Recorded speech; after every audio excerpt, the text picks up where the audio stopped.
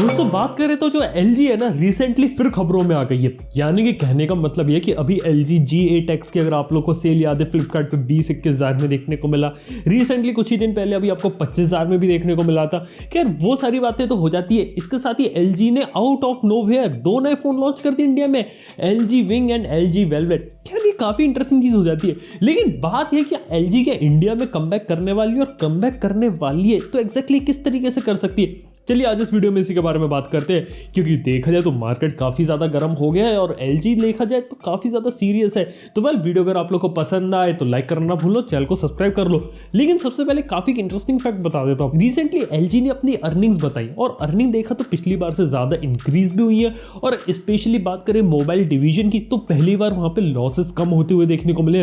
एक अंदाजा बता देता हूं आपको, LG का जो मोबाइल फोन का बिजनेस है वो पिछले 5 साल से लंबे समय से, मतलब 5 साल से भी ज्यादा टाइम से वो लॉस में चला रही है LG। यस, मतलब 22 क्वार्टर से लगातार लॉस है और पहली बार उसे लॉस कम होते हुए देखने को मिला है। ये काफी इंटरेस्टिंग चीज है, क्योंकि यूरोप और अमेरिका में जो LG है ना वो दोबारा से धीरे धीरे अपनी पकड़ बना रहा है। लेकिन इंडिया का क्या? इंडिया की कहानी हम डिस्कस करते हैं। सबसे पहले तो LG G8X। आप लोग क्या लगता है कि LG G8X को आखिर इतनी कम कीमत में क्यों बेचा गया है? इसके पीछे के 1-2 रीजंस मैं आप लोगों को बता सकता हूँ। सबसे पहला रीजन तो ये कि शायद फ्लिपकार्ट है वो सेल ऑर्गेनाइज करनी चाहती होगी, तो वो LG के पास गई होगी और उन्होंने बोला कि हमसे कम प्राइस में LG G8X से कुछ यूनिट दे दो ताकि हमें जो फ्लैश सेल होती है ना वो ऑर्गेनाइज कर सकें। ये बात LG को काफी पसंद आई होगी और LG को लगा कि हमारा जो LG G8X फोन है जो हमने पिछले साल लॉन्च किया था उसकी सेल्स अभी इतनी अच्छी नहीं हो पाई थी। ग्लोबली काफी सारी ऐसी यूनिट्स हैं जो कि अनसोल्ड पड़ी है, तो उन्होंने सोचा क्यों ना सारी अनसोल्ड यूनिट्स होती है ना इसे इंडिया में डंप किया जाए और फ्लिपकार्ट के थ्रू उसको बेचा जाए।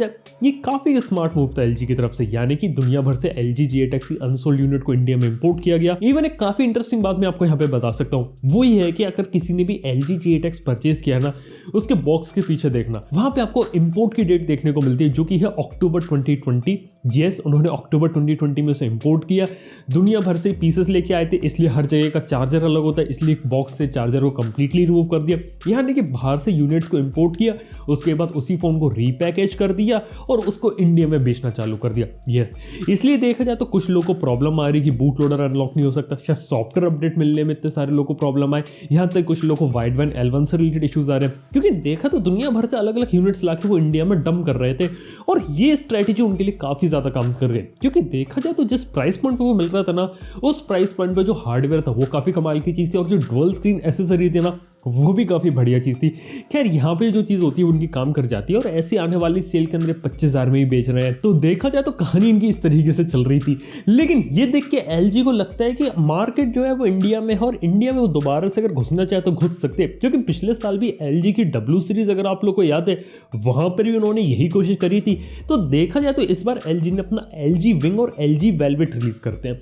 ये 2 ऐसे फोन है जो कि इन लोगों ने बाहर की दूसरी कंट्रीज के लिए बनाए थे और वहां उन्हें रिलीज किया था। इंडिया में लाने का कोई प्लान नहीं था, लेकिन after the success of LG G8X ये 2 फोन्स वो इंडिया में इंट्रोड्यूस कर देते हैं, इंडिया में लेके आ रहे हैं। लेकिन ये मेनली डिजाइन किए गए हैं बाहर के लिए। अब देखा जाए तो इनके बारे में काफी सारी बातें कही भी जा सकती है, कुछ अच्छी चीजें भी इन फोन के बारे में, कुछ खराब चीजें भी है। लेकिन मेन बात ये कि अब इंडियन ऑडियंस को टारगेट करके लिए बनाई नहीं गए ना, तो हो सकता है उनकी सेल्स इतनी ज्यादा अच्छी नहीं है। पहले बात करता हूँ LG Velvet की।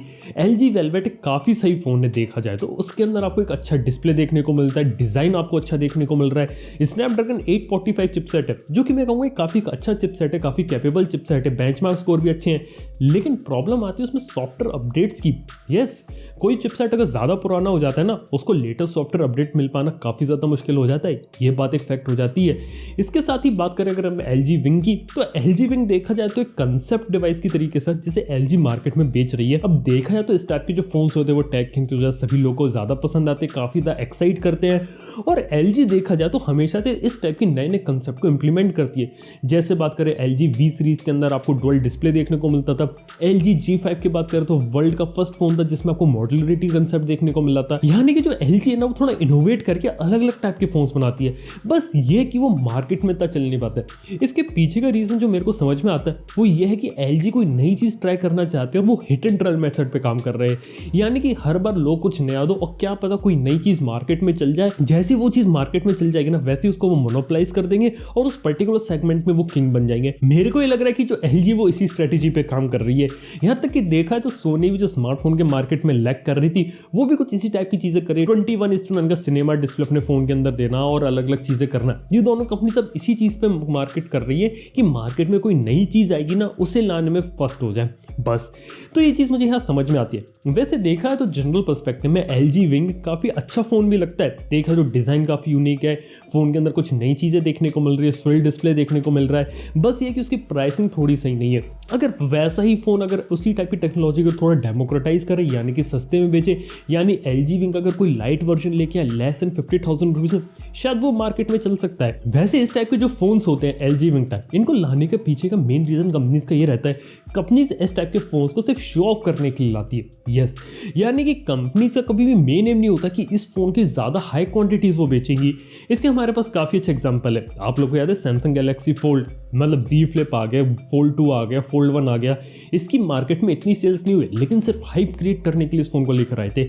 मोटोरोला का मोटो रेजर याद है, 2 फोल्डिंग फोन निकाल चुके हैं, सिर्फ इसलिए निकालते ताकि मार्केट में वो बने रहे और मार्केट में उनका नाम चलता रहे। और सिर्फ ऐसे नहीं इन्होंने यहाँ पे किया है, Xiaomi का Mi Mix Alpha याद है, Mi Mix Alpha की कुछ यूनिट्स बनाए, उन्होंने प्रॉमिस किया था इसको वो बेचेंगे, लेकिन मार्केट के अंदर कभी वो लेकर नहीं आए कि कोई इस फोन को खरीद सके, उसे वो शोकेस करने के लिए लाए थे। OnePlus का कंसेप्ट 1 याद है, कंसेप्ट फोन, वो भी मार्केट के अंदर हाइप क्रिएट करने के लिए चला था। तो कहने का मतलब ये, जब भी कंपनी इस टाइप के जो फोन्स बनाती ना वो मार्केट में सिर्फ हाइप और नाम क्रिएट करने के लिए बनाती, जिसका इंपैक्ट ये पड़े कि वो अपने सस्ते फोन्स मार्केट में बेच सके।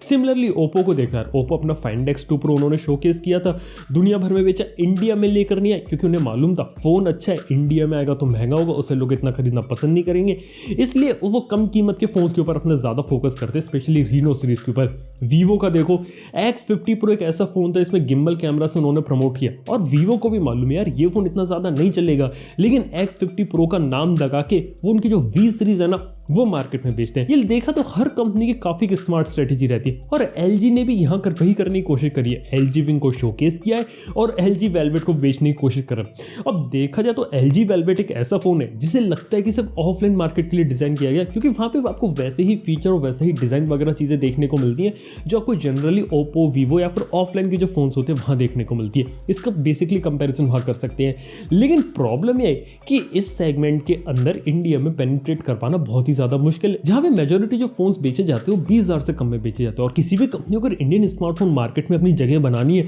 तो उसे कम से कम प्राइस में जाना पड़ेगा। अब LG देखा जाए तो एक कोरियन कंपनी है, सैमसंग भी कोरियन कंपनी है और LG को सैमसंग से कुछ सीखना चाहिए। सैमसंग क्या करती है, हर प्राइस सेगमेंट के अंदर उन्होंने फोन निकाल लिया और स्पेशली इंडिया को फोकस करते हुए स्पेशल सीरीज भी इंट्रोड्यूस करी है। M सीरीज देख लो, F सीरीज देख लो।